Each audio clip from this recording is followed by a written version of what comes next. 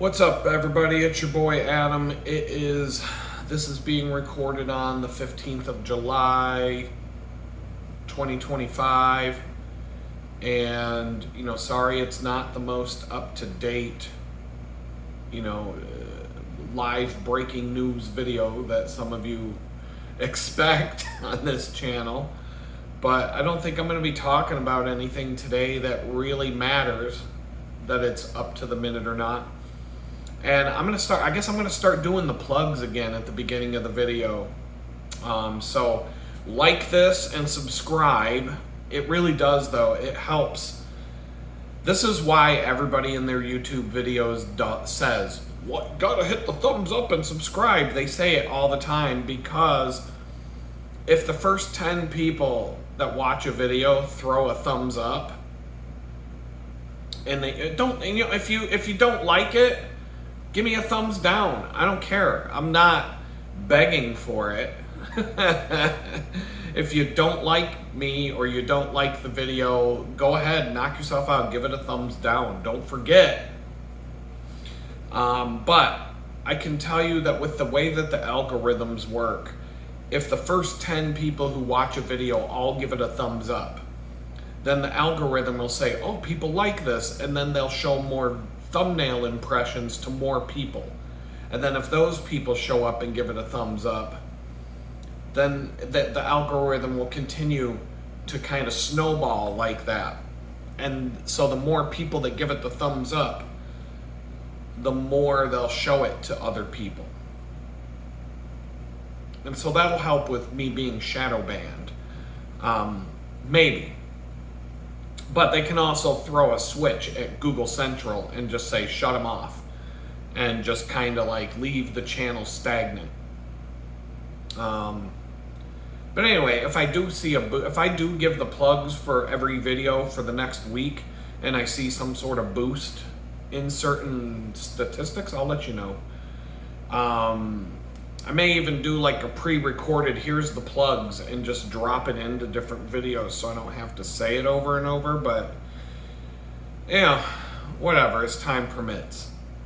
One of you asked for, I was talking about photos of St. Louis and said you wanted to see them. And I have a number of lots of different cities photos that I can get ready and post to my website and store. But I have a lot of other priorities that are really high right now. But if I can fit in photo editing into my schedule again, I'll grab those St. Louis photos and get them up there. Because more than one person mentioned it to me that they wanted to see them. And it don't matter to me what order I work on my photos and start posting them. The biggest thing that hurts me inside right now is that I haven't been able to get my cameras together and go start shooting photos again. And there's reasons for that. I just don't even want to talk about it right now. So it's a huge,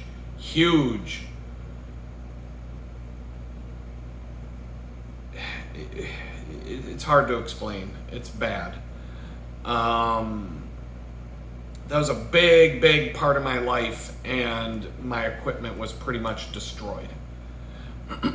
And it hurts. Like, not just, that's a big mental block that I'm going through right now. And just gonna leave it at that. But yeah, you want the up to the minute. You want the up to the minute live and breaking news.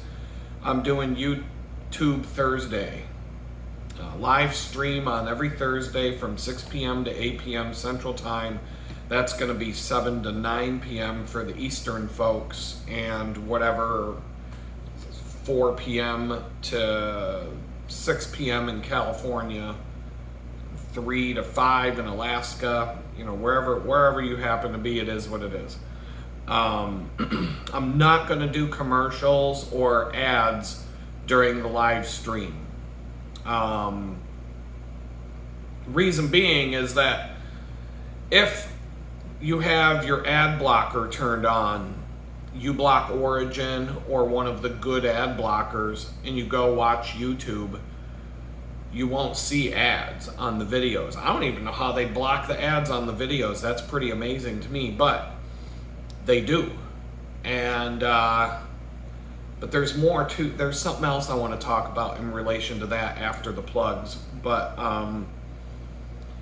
so if I go and watch someone's live stream, a few different live streams that I occasionally watch, I don't make it every single time or even regularly.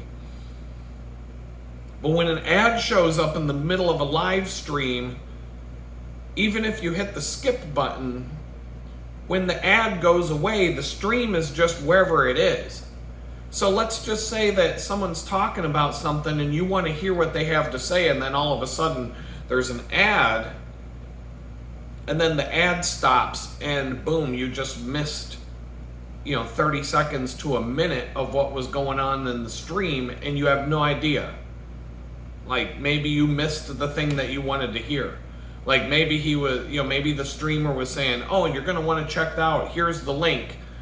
And then ad. And then the ad's over. You missed it. So I won't do that. I think that's lame.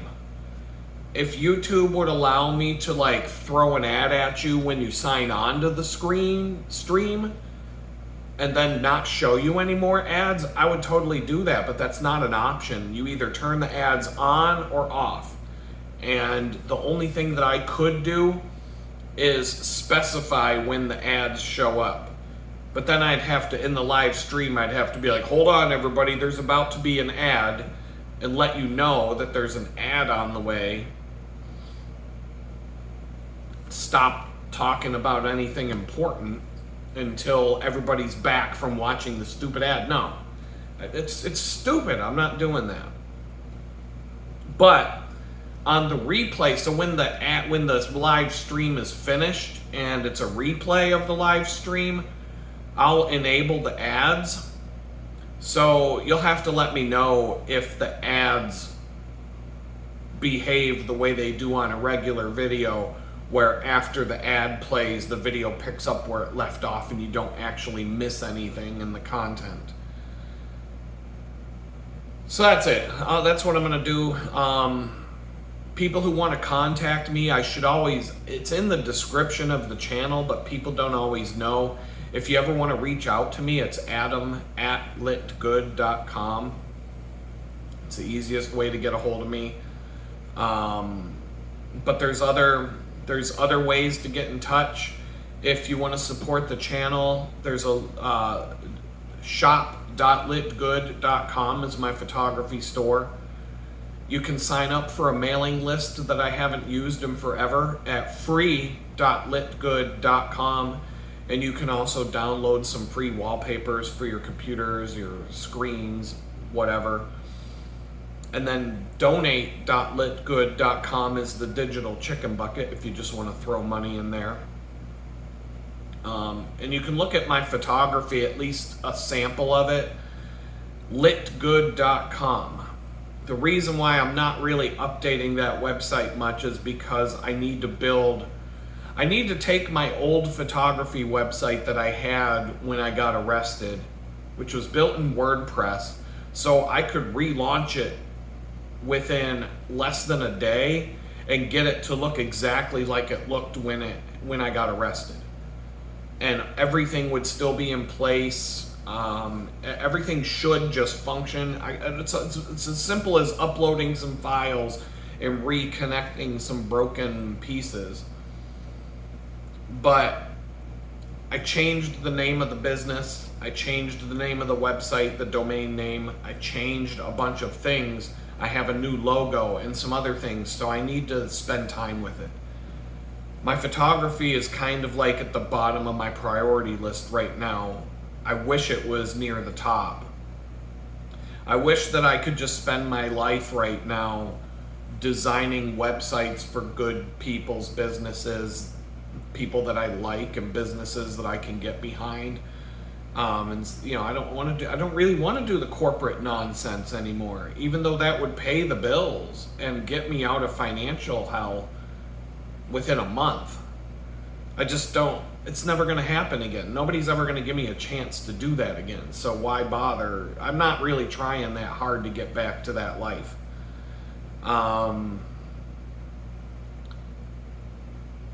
So anyway, photography is important. The design, photography, and doing these videos would be ideal. I want to cut the minimum wage work out of my life.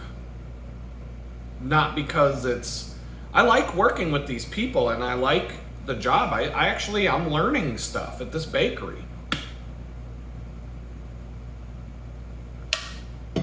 I was always a pretty good cook.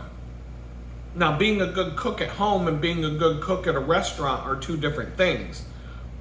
It's a bit, when you work at a restaurant, you have to have a different flow, and you have to be able to handle juggling many orders at once, especially when it gets busy.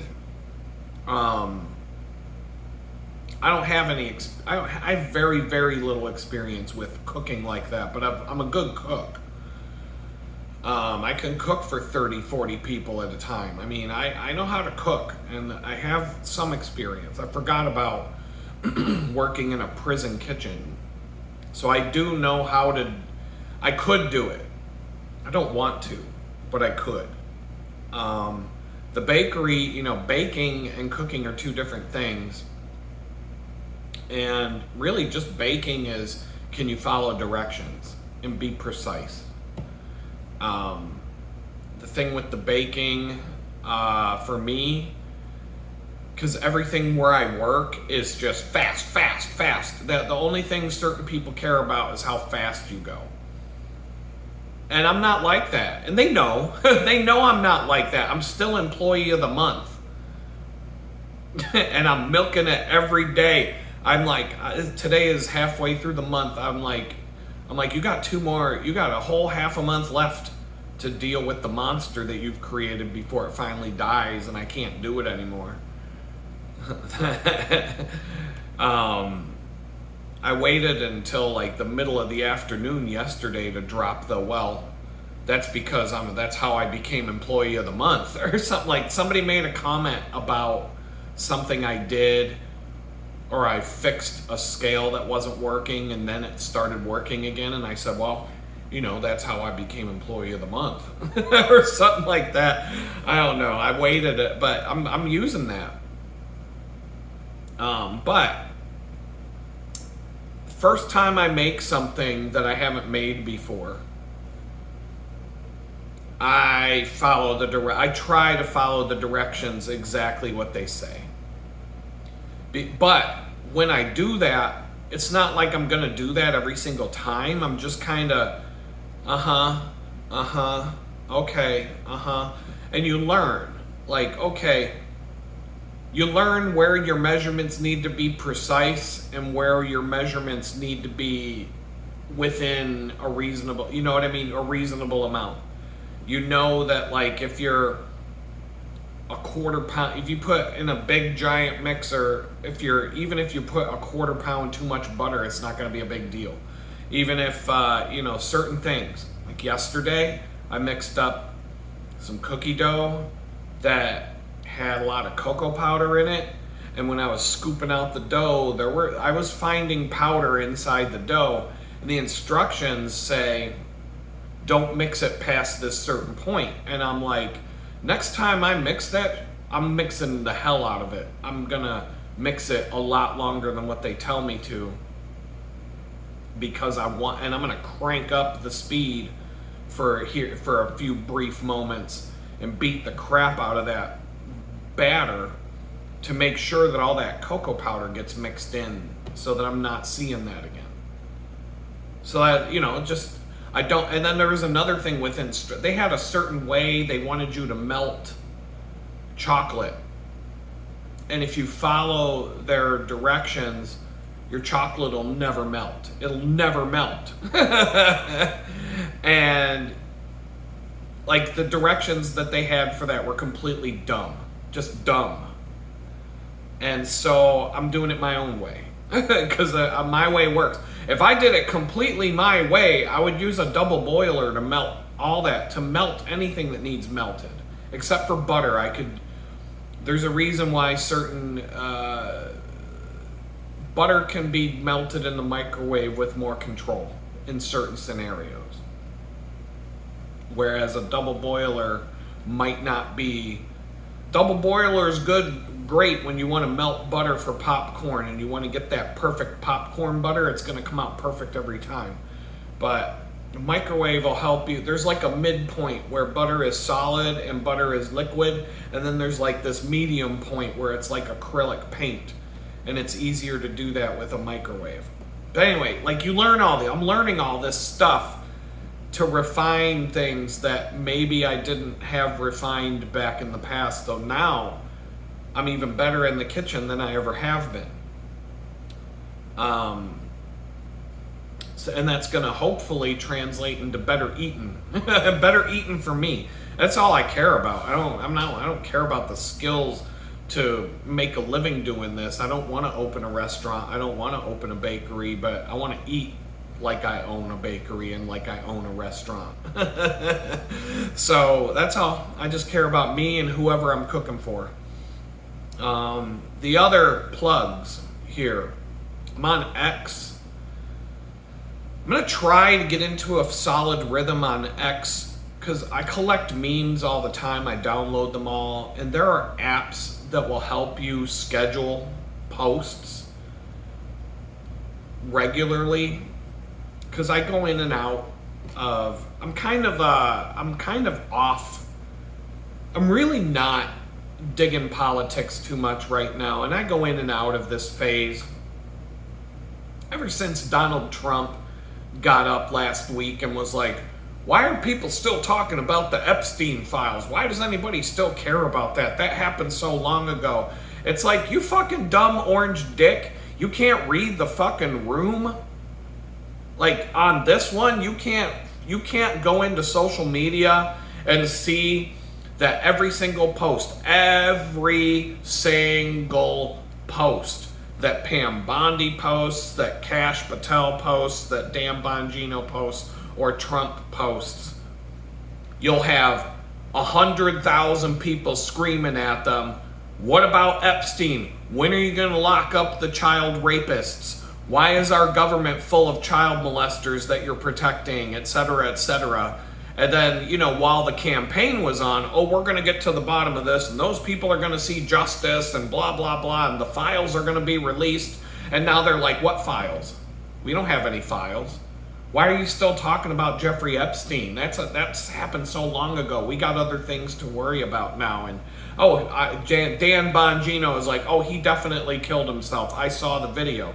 You mean the video that they say wasn't working? Like the video that was from the cameras that were broken when the guards fell asleep. What the fuck, man?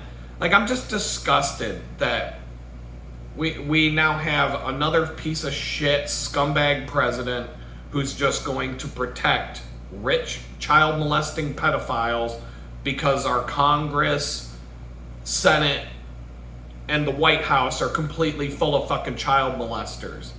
And that's fine. We're supposed to just accept this and move on. Just like, they blew open John Kennedy's head in Dallas, and we're supposed to just, move on. It's cool. That's how it works. So I don't know. I'm kind of like not on X right now because I'm disgusted by these fucking scumbags. I'm disgusted that we live in a country where they can put you in prison for 2 years because you fucking said mean things on Twitter. But if you're an illegal immigrant, you can chase a prosecutor around with a knife threatening to kill them and you get 90 days in jail. Like, fuck you, America. Fuck you, you federal government fucks. All of you, everybody in that federal government can go choke on a fucking dick. I hate every single fucking one of you, and I want to see this country burn to the fucking ground. Burn this bitch to the fucking ground. You can throw me in prison for saying that. I don't give a fuck anymore. This country is gone. This country is fucking gone. Smoke them while you got them. Take what you can get. It's just a matter of time before this whole thing falls apart. It's just a matter of time. There's no way that this bitch can keep moving, that this train can stay on the tracks at this point.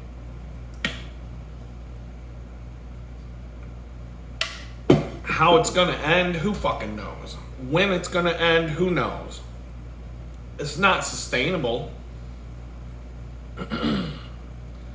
I'm on Instagram, but I haven't updated that. If you send me a message through Instagram, there's a good chance I'll never see it. On Facebook, I'll never see it. If you message me through Facebook, I'll never see it. I'm doing a little experiment on Facebook where every time I get a friend request, I accept it, even if it's a spam bot or some OnlyFans whore bot or whatever the fuck it is, because I haven't even done the next part yet. But my experiment is, if I start posting photography on my photography page and then sharing it to my personal page, will some of these spammy whore bots and scam artists and kings of Nigeria and all these other spammers and scammers, will they share my posts and help my posts go viral by tricking the Facebook algorithm or whatever? So it's just an experiment, because I hate Facebook. I think Facebook is Facebook to me is the shining example of taking, as a user experience designer, of taking one of the best user experiences that was created back in the day and completely ruining it in every possible way that you could possibly ruin it. The amount, I started out with Facebook early on. I was like, yeah, they're going to take over social media because the user experience was the best out of all the other competitors. And they did. They did exactly that. And then at some point, I got sick of it. And I quit Facebook and I got off social media. And so when I got out of prison, I opened up accounts across all of them to share photography. And the first thing I noticed was, wow, Facebook is freaking horrible. I cannot believe the downward spiral that app has gone through, and everything that Facebook touches has been ruined. Instagram is ruined. WhatsApp, all these other apps, everything that's owned by Zuckerberg they grab onto it and then they fucking destroy it in every possible way that they can destroy it. And now they're wondering why Facebook's bleeding out and losing, the whole platform is basically dead and nobody's using it. And really, it's like everybody who's on there says it's a dinosaur and it's on its way out and it's dying like MySpace died. Nothing has really risen up to replace it. And I think that has to do a lot with people are just sick and tired of social media in general. That's my opinion. These influencers, these fucking scantily clad whores that run around like the Kardashians, influencing people. I'm an influencer, some dumb cunt in a fucking thong posts a picture of herself on Instagram and gets 100 million followers in 3 days, but real good photographers on Instagram spend 9 years to get 1,000 followers. It's like people are just sick and tired of this shit. And so anyway, Facebook, they're done. Rumble, I'm on Rumble, but I haven't updated that in forever. I got to get back into some sort of routine, I guess. But Rumble fucking sucks. It's the closest thing to compete with Facebook, or not YouTube, the YouTube monopoly. But Rumble don't give a fuck about their own platform. They don't. If they did, the only thing that Rumble is there for is for right-wing political grifters like Laura Loomer, Cat Turd. Cat Turd ditched Rumble probably because he wasn't getting enough money from them or something like that.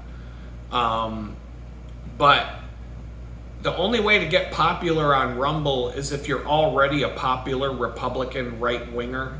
that has a huge following, and then you go to Rumble and they promote the shit out of you.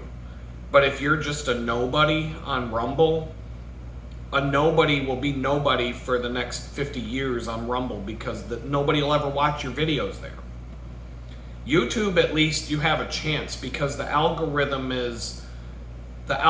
will pick up a new channel and a new person and share it and give it a chance, because it's in their best technically it's in their best interest to give new content creators a chance to grow, because then those new content creators will reach the threshold where YouTube can run ads on their videos, and then YouTube makes money from these people.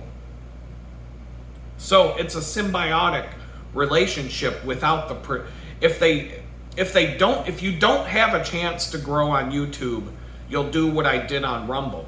You'll just say, fuck it, I don't even care, and stop uploading videos, because it's pointless. It's pointless. Absolutely pointless to put a video on Rumble. Nobody will watch it.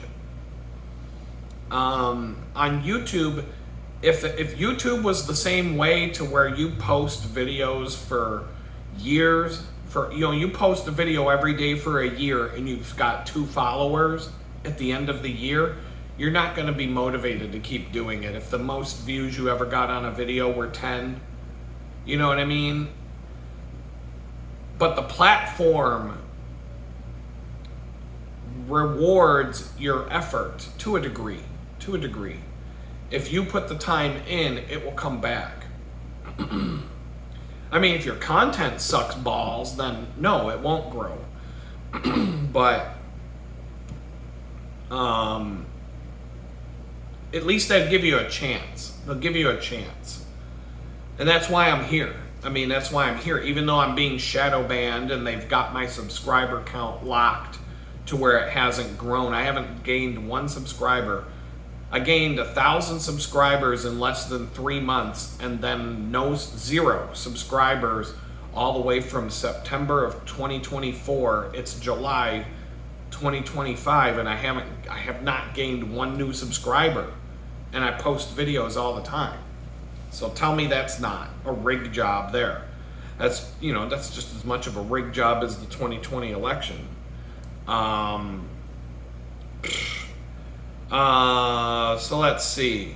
TikTok, I stopped. I ain't got time for that retarded ass shit.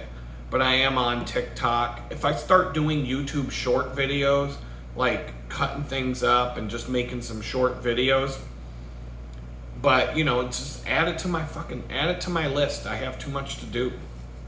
I can't do everything that I want to do. It would be impossible to do everything I want to do. I would have to work 300 hours a week. I don't even know if we have that many hours a week.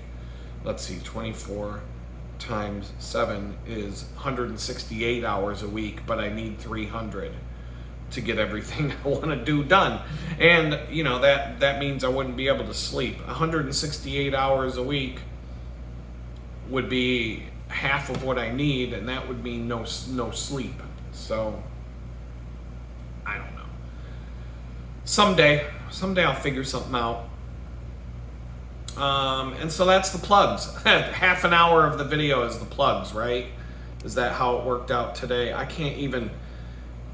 had to do something to try to lock the exposure, because this back window here messes with the camera so bad. And now I can't see how long the video's been running. I gotta change out use a different camera app, and I just haven't even had time to look into that either. So that's my number 1 problem in life right now. Like, that's the plugs. Maybe I'll do them a little bit quicker next time. The biggest, so I got out of the tool shed. I like this apartment overall. It reminds me a little bit of a place that I lived in Pittsburgh when I first started getting on my feet.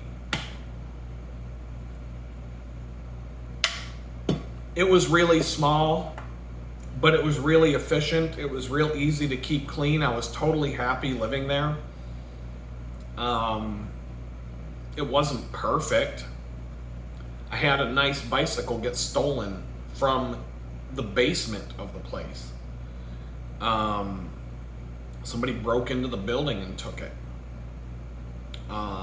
So it wasn't perfect, but I feel like I'm in a better place in that respect than living in that.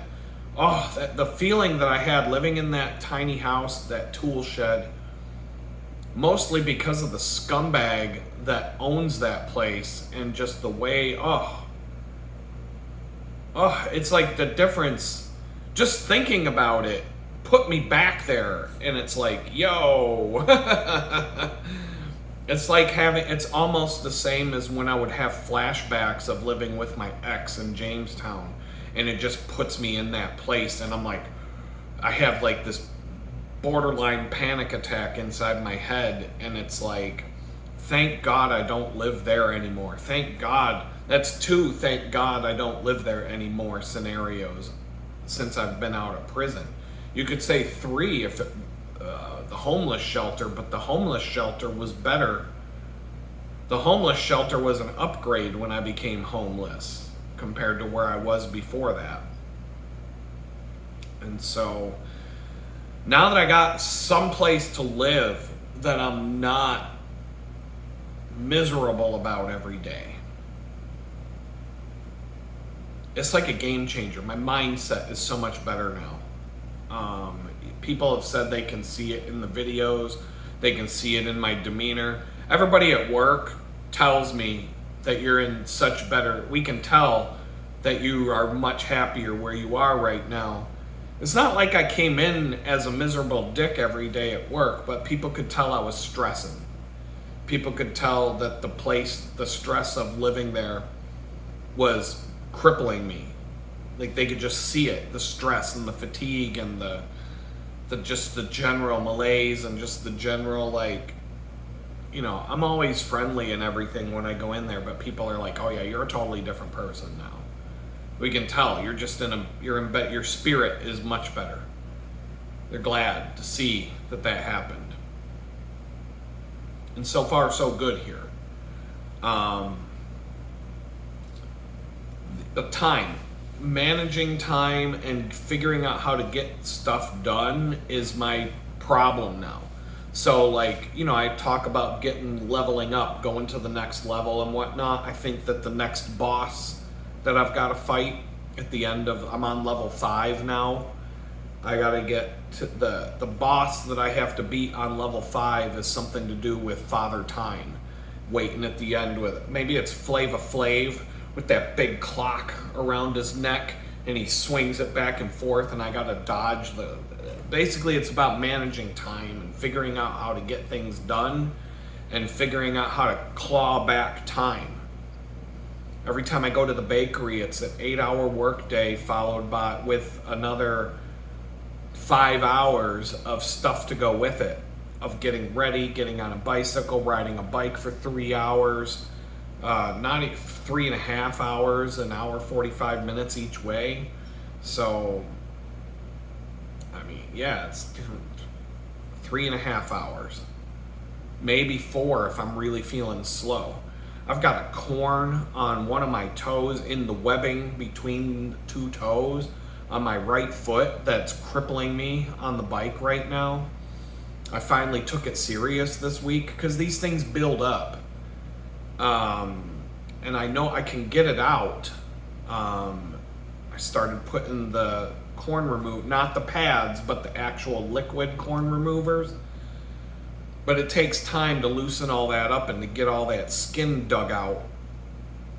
But I got a good chunk of it out yesterday, and the really nasty parts that cause the pain are pretty much gone. And I just have to take that more seriously to keep it from coming back again. But that should make a big difference if I can keep doing that this week. That'll make a big difference on my cycling. But on Sunday, last weekend, I can't even keep track of the days.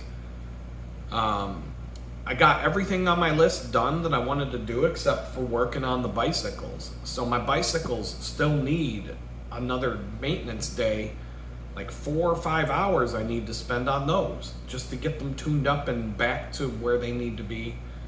So it's just time is constantly fighting me. And and I'm just like, I don't know what to do. But that's the next battle. That's the next thing I gotta figure out to get to level 6 in this video game. And that's where it is. On the weather front, this dude Dave, I mean, I put the challenge out there. I don't know if he's doing it, but I was like, why don't you pray for me to get rained on, and I'll pray for me to stay dry on my bicycle rides, and we'll see who God likes more. And it seems like there's a battle going on, because I see it in the skies now every time. Yesterday when I went to work, the weather was nice. Well, I'll take that back. When I woke up, there was thunder. I could hear it, and I'm like, oh, here we go. When I left to go to work, the skies were clear. There wasn't a single cloud in the sky. It was sunny again, and no clouds at all. So the thunder I heard, I don't know where, it just disappeared. There was no rain. Overnight, it didn't even rain.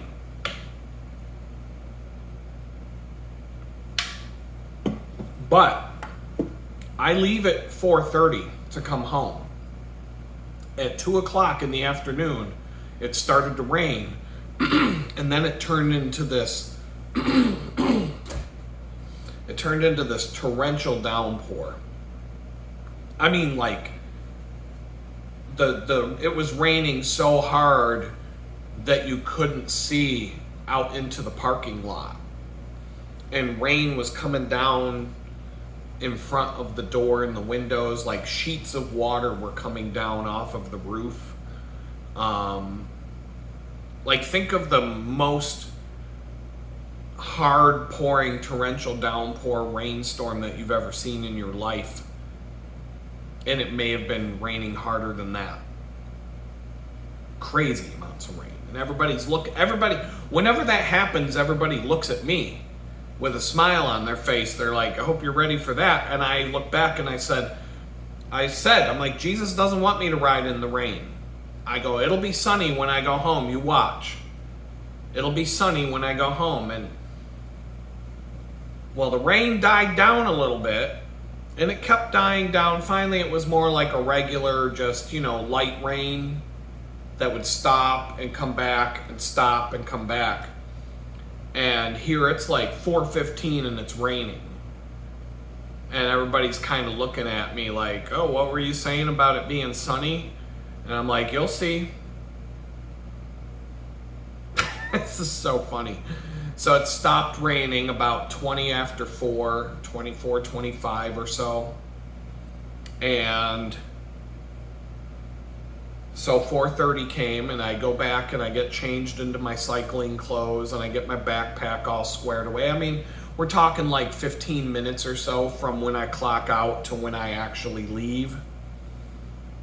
And as I'm walking towards the front of the bakery, I look out the window and I go, look, everybody, remember what I told you? What did I tell you was going to happen when I decided to leave? And sure enough, the clouds parted and the sun was out.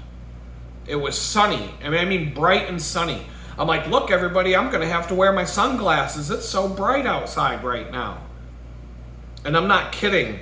As soon as I got on my bicycle and I left the parking lot, the roads were dry. The roads were dry. The roads dry really fast around here.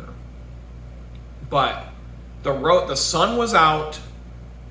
The clouds were pretty much gone. I mean, there were clouds in different places, but the roads were dry and it was bright and sunny.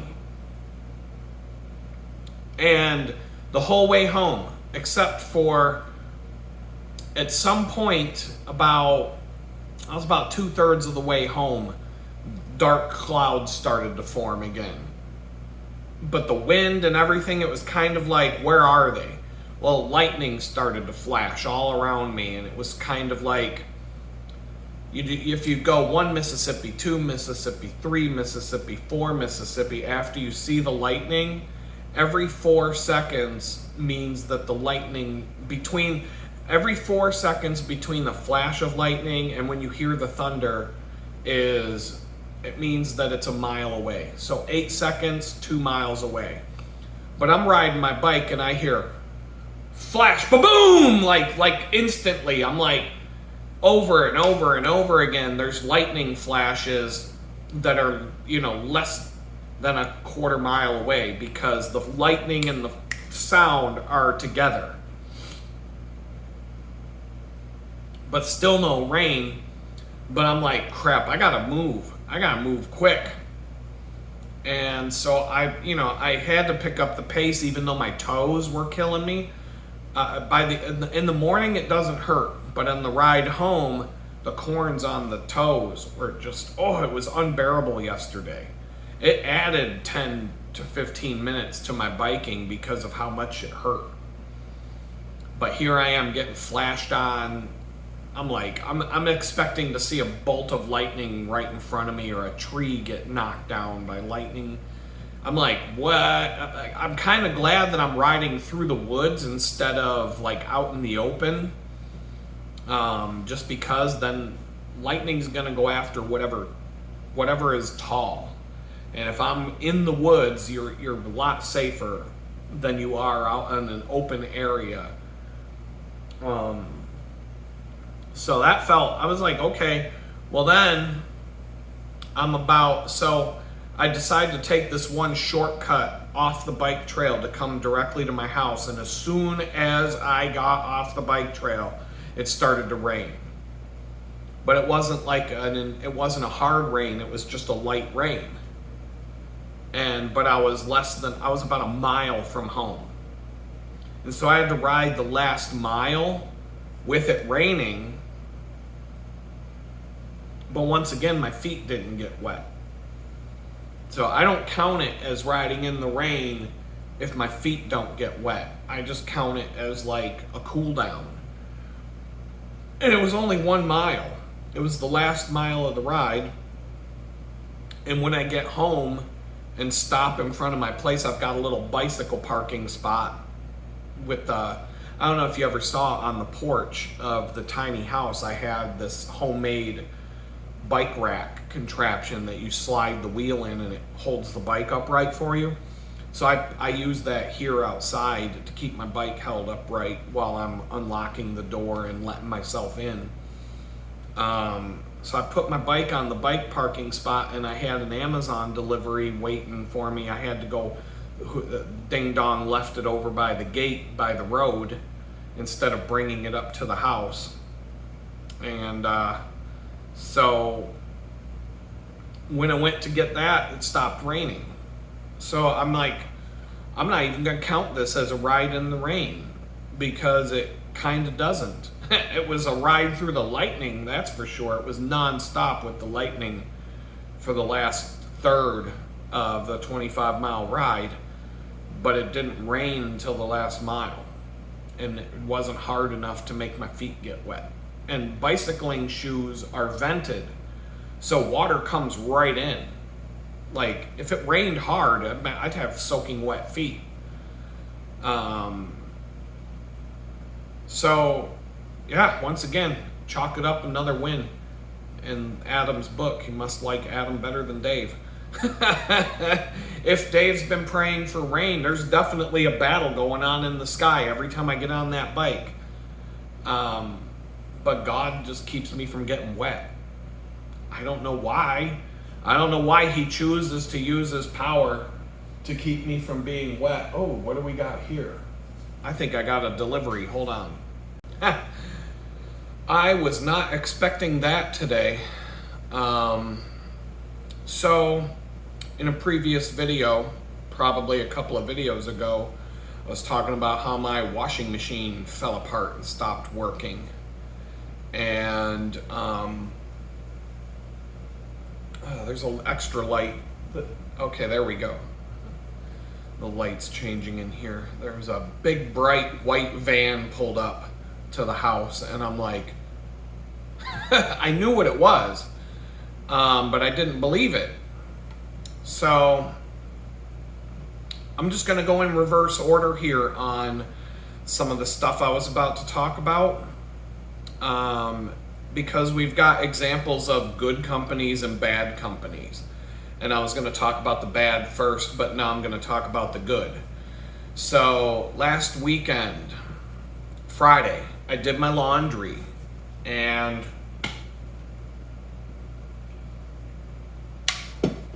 I need some coffee. I did my laundry last weekend, and I was done with the washing, but I had to do the spin cycle side. And wow, I'm a little bit like shocked about this. Anyway, the spin cycle side broke on the washing machine when I was about 2/3 of the way done spin drying all the clothes. So I had this pile of sopping wet clothes. They were so soaking wet that even with a fan blowing on them, because I just bought a fan that same day, and Amazon delivered the fan that same day. It was the same day delivery. I got a fan.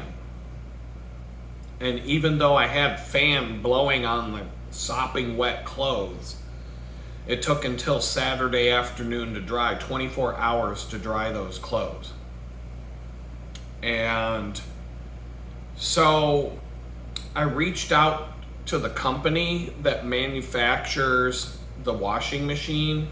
They had a crummy website with a whatever, email or whatever.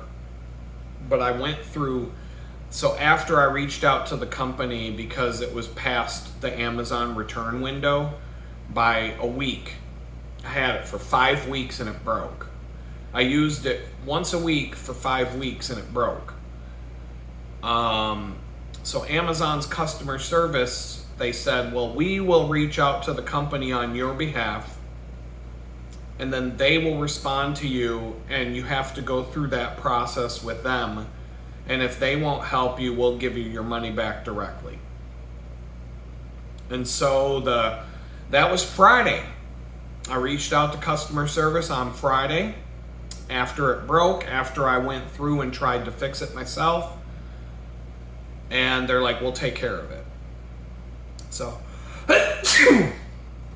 Friday night comes around.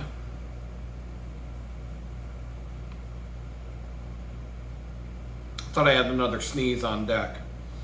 Friday night comes around, and I get an email from the manufacturer through Amazon. So it's all going back and forth through their system, which is better because then Amazon can track all of this. They asked me to do some troubleshooting things that I had already done, so I could just respond right away that, hey, I did that, it didn't work, I did that, it didn't work. So they kept going back and forth with me, and I felt like they were trying to like weasel their way out of this.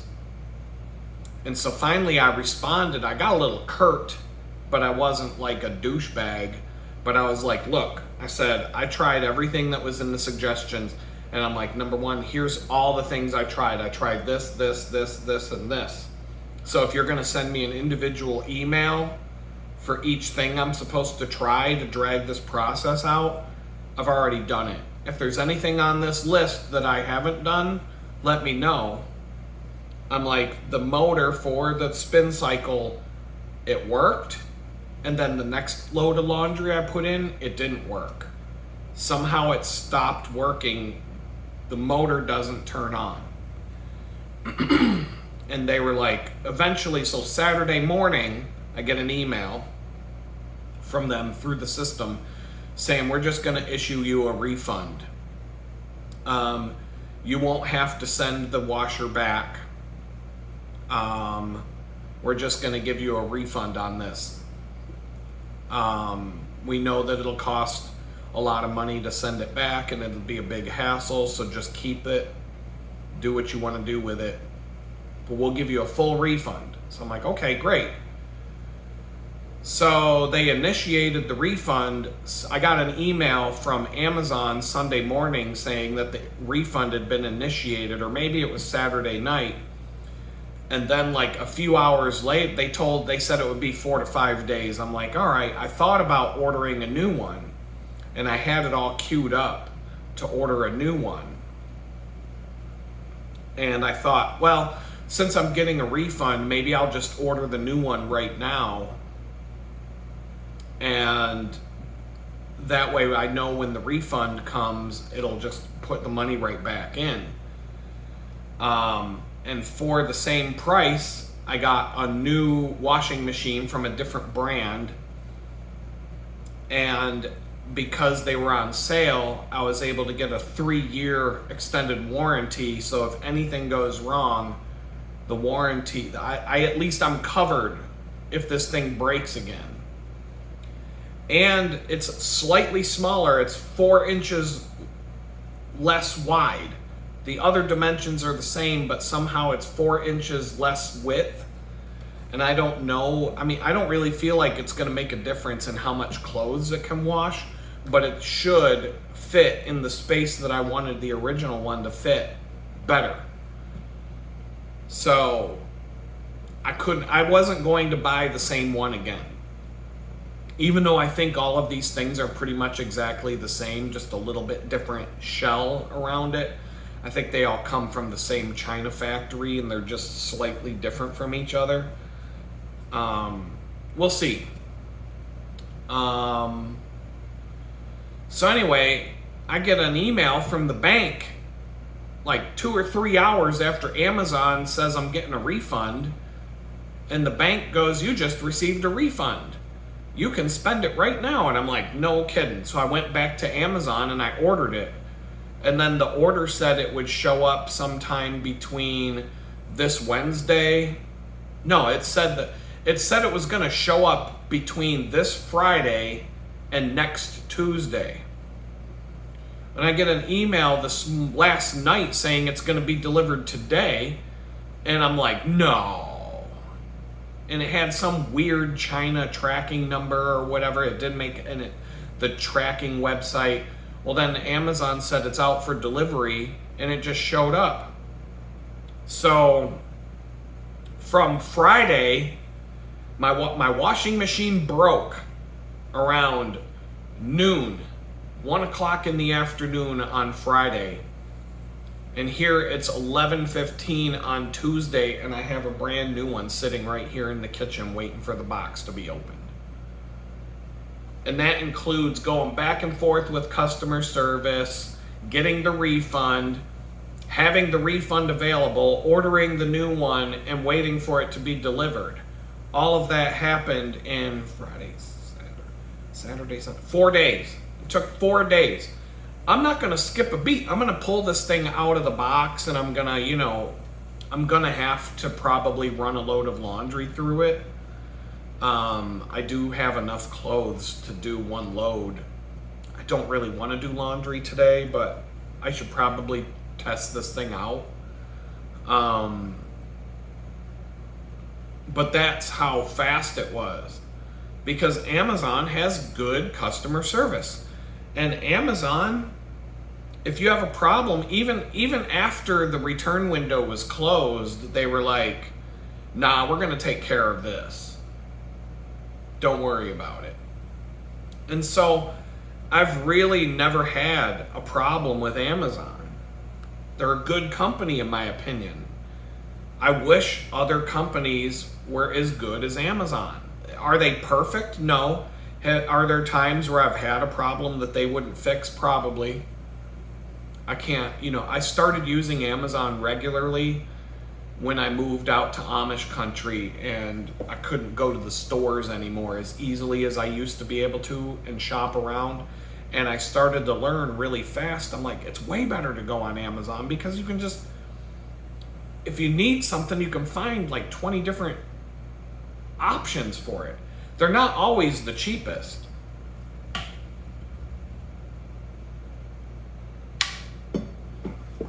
When I lived in the city of Pittsburgh, I used Amazon on occasion, but when I moved out to Amish country, out in the middle of nowhere, that's when I became Amazon primed up and started buying everything. And it didn't start out like that. It started out with me taking a trip and driving to go get things that I needed after I moved in. And I started to realize, I'm like, I needed something for, computer stuff. These stores don't carry the stuff I needed. And I kept finding the things I need on Amazon, and they'll deliver it the next day. Sometimes they'll deliver it the same day. I'm like, you're going to deliver. If I was Amish and I needed a new plow, you're going to deliver that on the same day I order it? Are you out of your mind? How? Out here in Amish country where I'm surrounded by horse and buggies, you're still going to deliver. If I order something at 9 in the morning, you're going to bring it over to my house at noon? Like, I can't even go to the store as fast as you're bringing it to me. Fuck going to the store. I'm done. And that's how it all started. That's how I got started on doing things online, because I lived out in the middle of nowhere. And now I'm an online grocery shopper. That took a long time, but it was more out of necessity than anything. But I've never had a beef with Amazon. It's crazy. It's crazy how good this company is. And I was, like I said, I wish other companies were as good as Amazon, because I was just talking about Facebook and how bad they are as a company. And, I've talked about other bad customer service and bad companies. But Google, in my opinion, unfortunately, they own YouTube, so I'm going to talk shit about them, and then they're going to be like, well, we can't let him get any more subscribers. Google sucks. Google is one of the worst fucking companies on earth. I hate that company. Hate Google. Hate everything about Google. I wish they're not going to go away. They were funded by the government to become a monopoly. And now that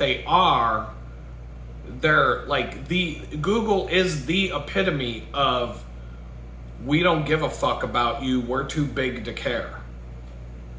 I got two stories for you about this, because they slide right in together as I'm talking here. So Google Chrome. My Google Chrome, I use that as a default browser because I'm a web designer and developer, and I tend to just use as my default browser whatever the most popular browser is on the internet.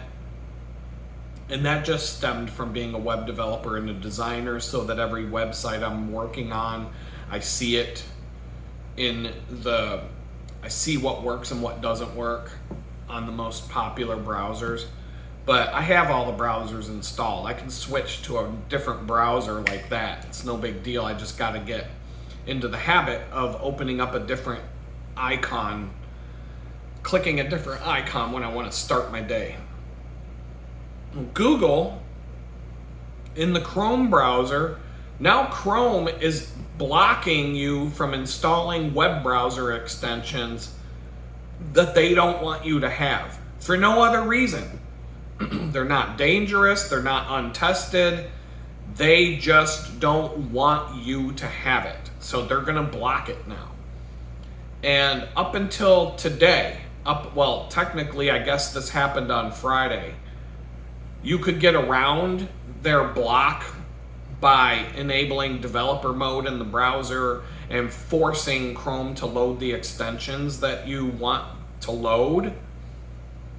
So primarily Google did this because they want to block you from being able to use ad blockers. So if you try to install an ad blocker extension, Google Chrome is going to not allow you to do that anymore. And you're going to be like, what the fuck on that? And the reason is simply because Google is the one that's making all the fucking money off of the ads that they're feeding you.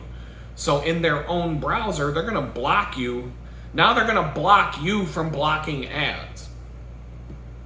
And they've disabled, as of today or Friday, they've disabled the developer mode where you can reactivate those browser extensions that they've disabled. So now they're dictating what you're allowed to do and not do in their fucking web browser. And I'm like, we're done. I'm over. We're done, Google. I'll keep Chrome installed because I'm going to have to test websites with it. But fuck it. I'll go to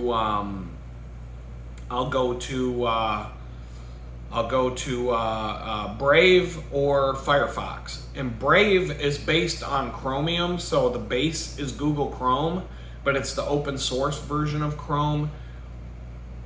And it's just got a bunch of built-in ad blockers and privacy shit baked into it.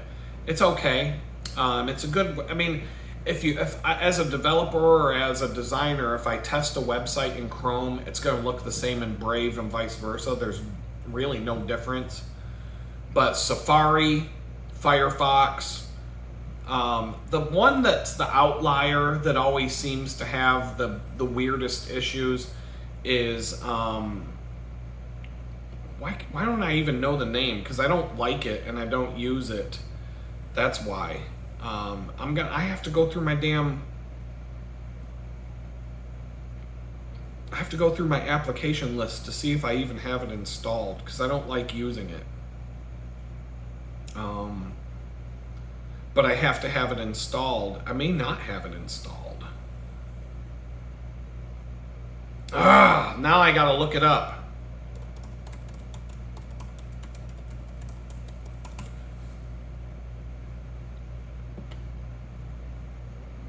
Opera. Opera, that's right. I forgot. Yeah, Opera is the outlier. If you use Opera as your web browser, it's the least. It's at the bottom of my priority list when I'm designing a website and I'm testing a website in every web browser to make sure it works across the board. You're most likely to run into something that doesn't work in Opera. And if you're still testing Microsoft Internet Explorer, which really has been deprecated for a long time now, and it shouldn't be used much anymore,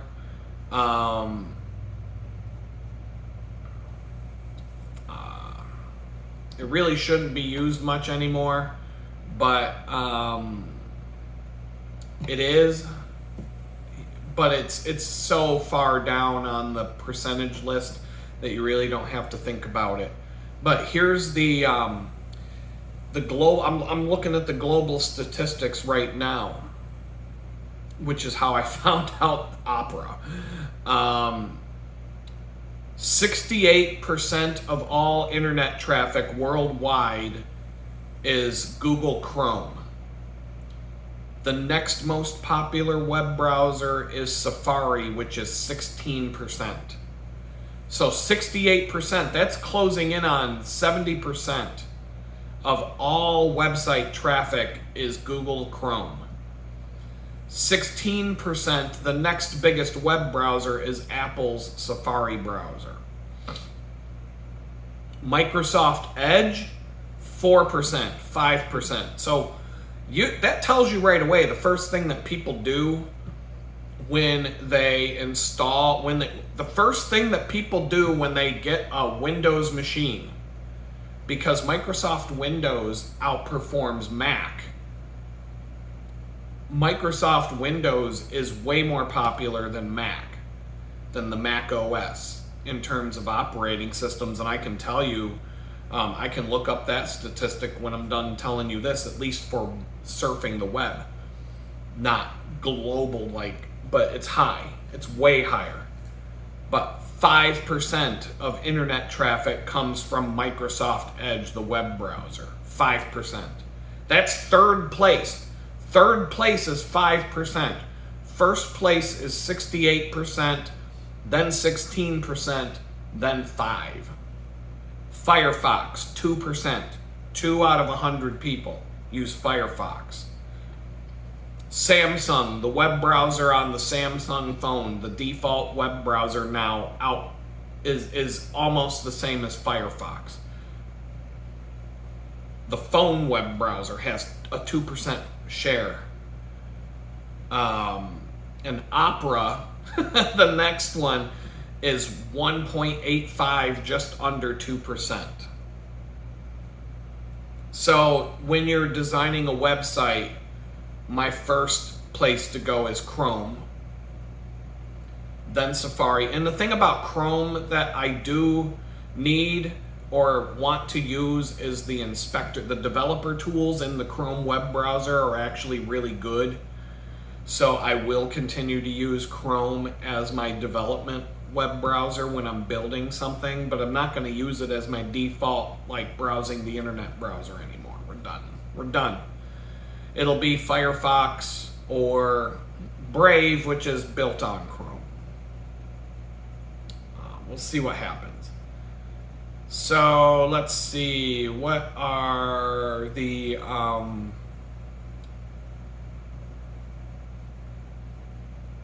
OS market share for the internet? This is not just, this is across the entire internet. Android, 48% of the 48% of all internet traffic now is on Android phones. Windows computers, Windows operating system computers is 26% or 25%. iOS, iPhone, an iPhone now is 17% of all internet traffic. And the Mac OS, 3%. 3%. So 25% is Windows, 3% is Mac. If you pared this down to just desktop, Windows is 70%. Microsoft Windows is 70%. Mac OS is 10%. The rest are, hold on, 10, 11, 12, 15%. Mac has 15% and Windows has 70%. And so, but the Windows web browser has 5% of all internet traffic compared to Chrome, which is 70%. So it just tells you people's behavior.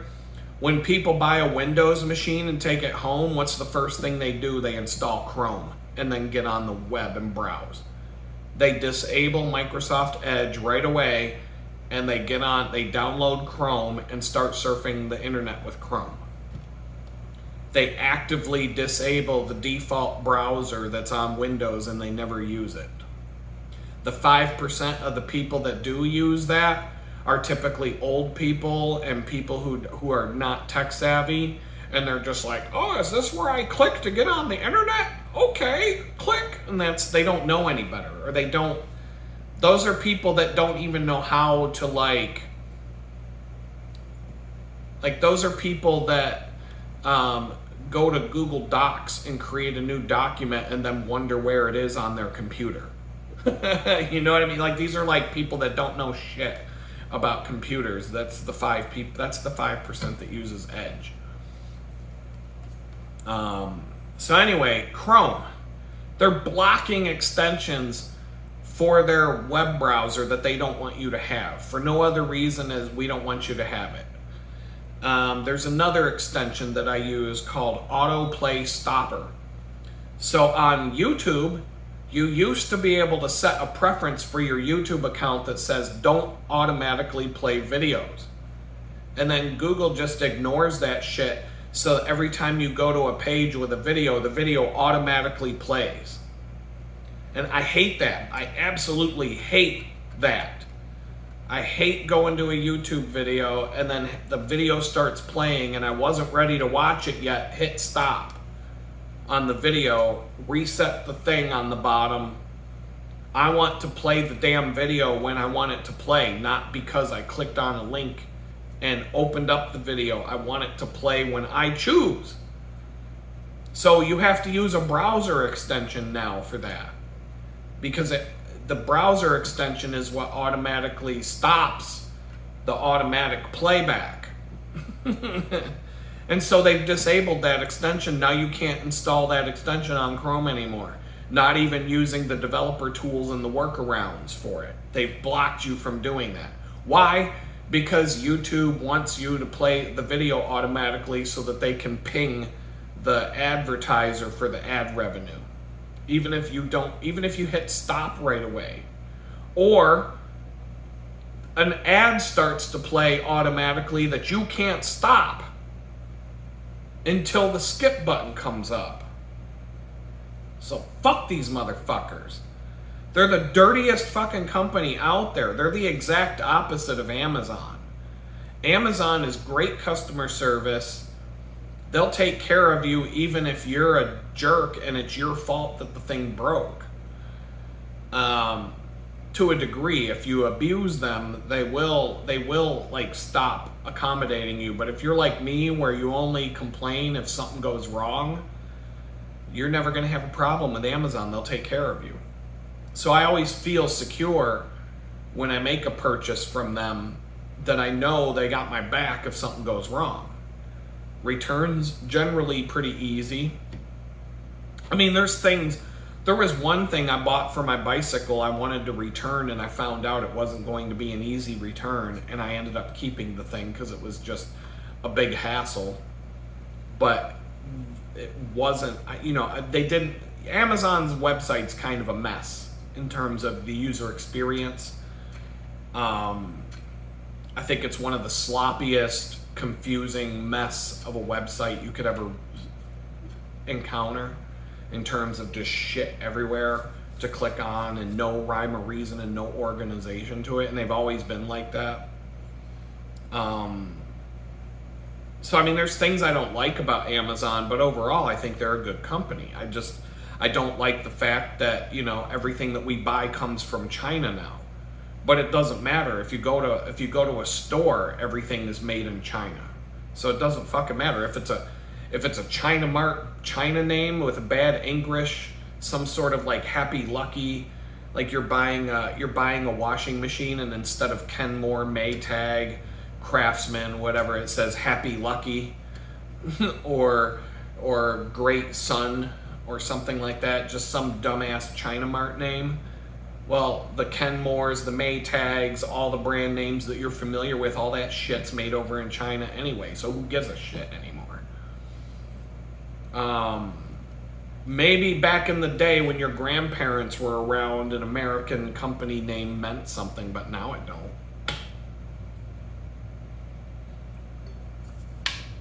don't. But anyway, Chrome won't even let you install a plugin that forces YouTube videos to not automatically play. So fuck Chrome. I'm done. So I just got to do a couple of things and trick my habit into not clicking the Chrome icon and click the Brave icon when I want to launch my website to start my web browser to start my day. It's not a big thing. It's just a habit. It's just a force of habit switch. I don't care. I'll use Firefox. There's reasons why I don't like Firefox. Certain bugs and certain things. But it's either going to be Brave or Firefox. I just don't know which one at this point. I don't even have Firefox in my bottom row of icons in the application bar at the bottom of my Mac. But it's installed. In fact, it's in the bottom row. Chrome will be before Safari. I mean, Apple Safari. I don't like Safari at all. So it's either going to be Brave or Firefox as my default, and then Chrome is now in third place. I'll use Chrome when I'm being a web developer.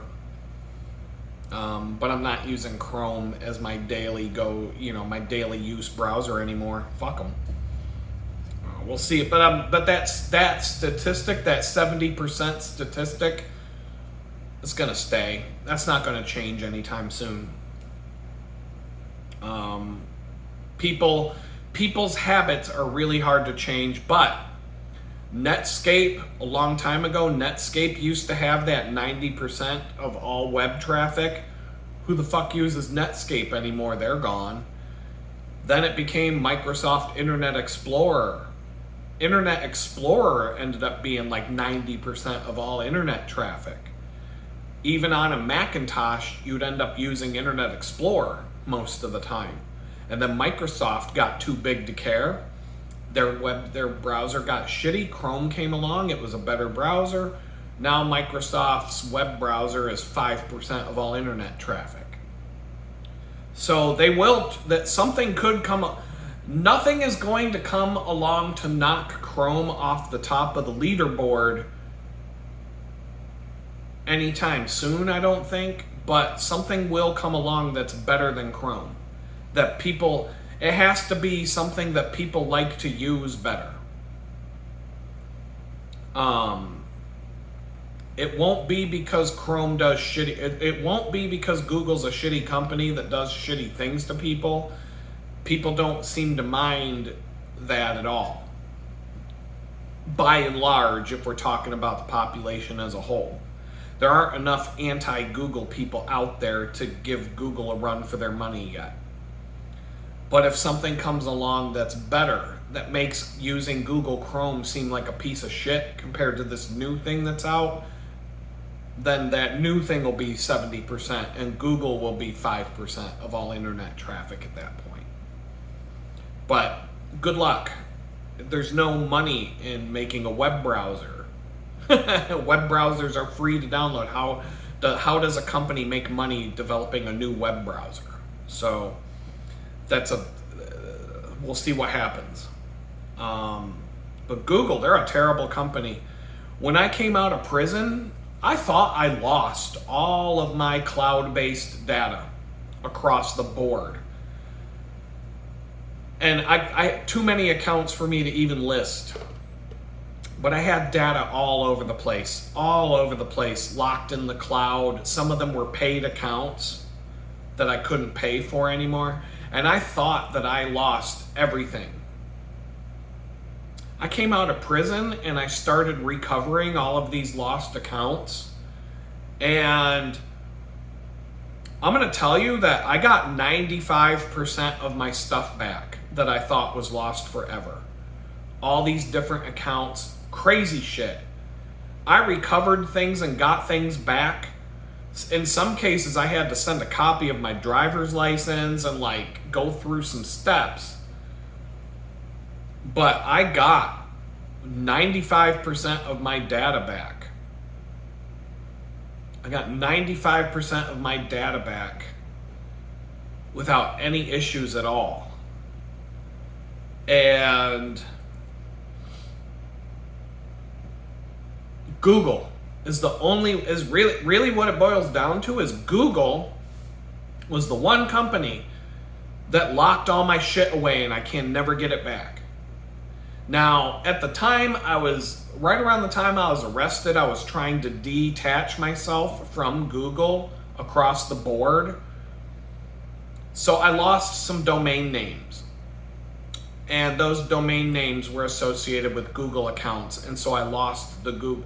The Google accounts are still there. I can never log into them again because I don't have the phone number that was associated with them.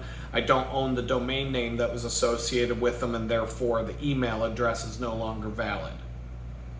So there's three different Google accounts that have stuff in them from before I was arrested, and I am permanently locked out of those accounts, unable to ever have them back. Google. Why? Because Google's a shitty company with no customer service at all. There's no human being. And that leads right into another little tidbit that I didn't even know where I was going to fit this in, but it fits right in here. This dude, I've done a couple of live streams with this dude named Truth Tiger. That's his YouTube name. And a few weeks ago, he lost his YouTube channel. Some hackers took over his YouTube channel. It's a long, complicated story of how it happened, but he double-clicked on a file that he shouldn't have, And he said within a few minutes, his Google account and everything associated with it were gone.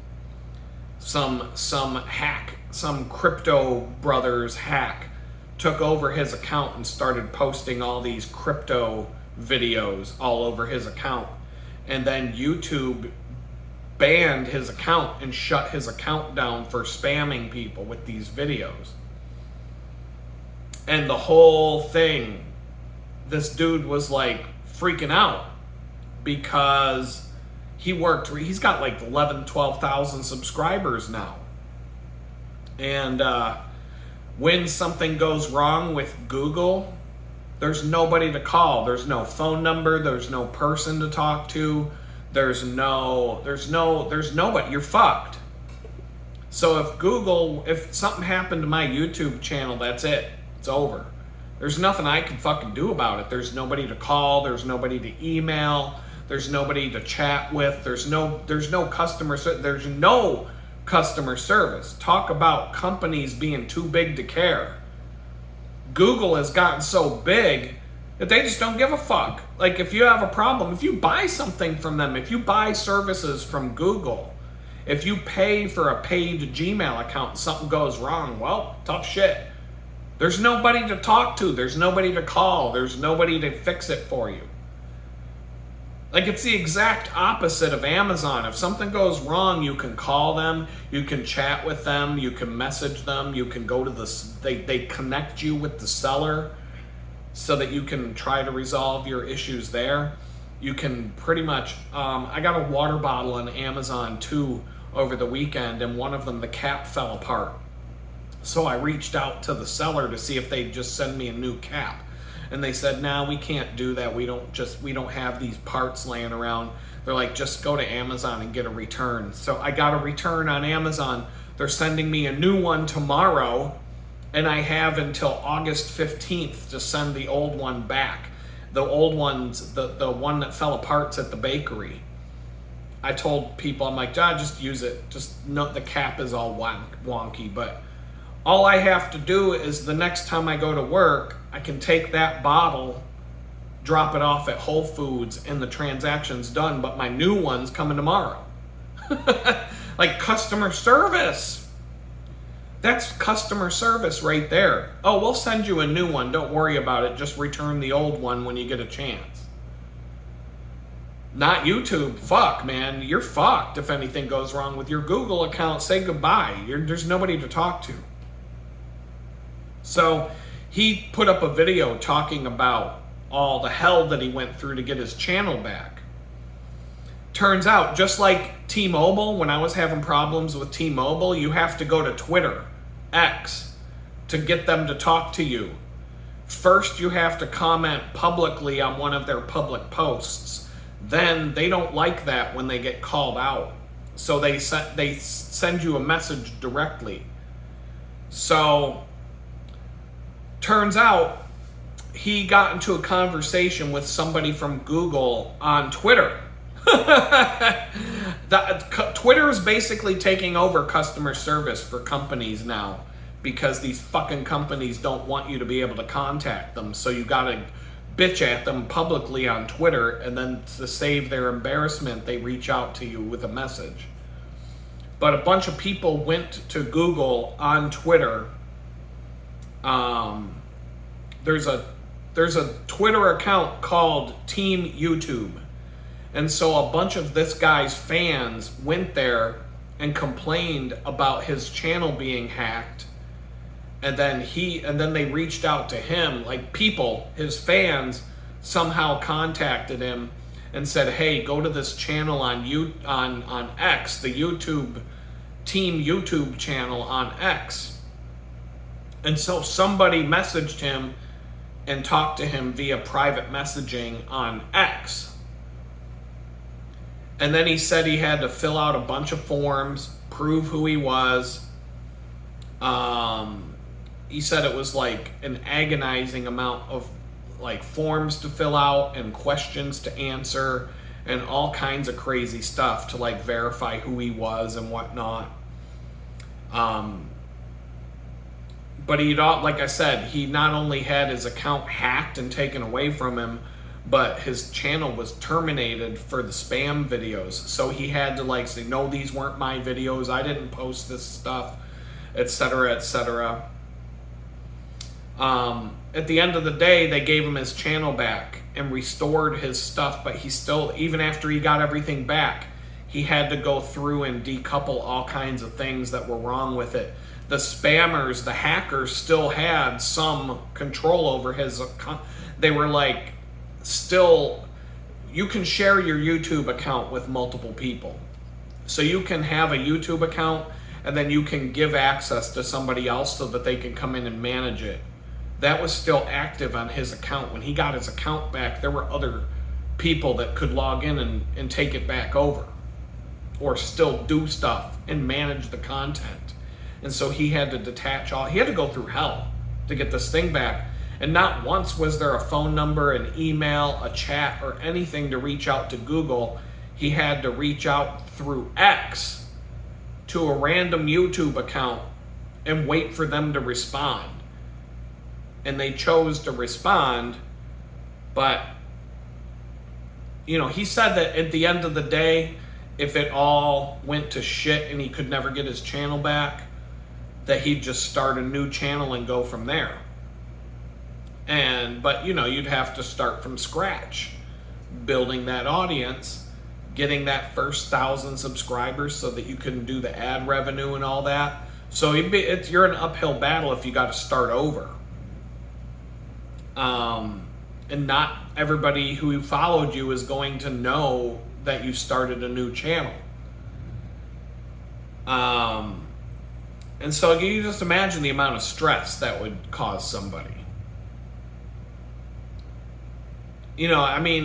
Google, and like I said, Facebook, their systems are so convoluted and insanely labyrinthine, complicated. They're so insanely complicated that it's almost impossible for anybody to figure out where to go to do anything. For example, Google, if you go and look up instructions, like you're trying to go, where's the setting that allows me to do this or that? Because the settings are just hundreds of screens of just random shit everywhere. On your Android phone, it's the same thing. If you look up on Google, how to change the settings on your Android phone for some setting, or where is this setting located, Google will give you instructions on where to find it. And then you'll follow those instructions and it won't be there because Google changed the location of it and gave it a different name, and they don't update their shit to even tell you where the fuck it went. And so you gotta keep, it's hard to figure out.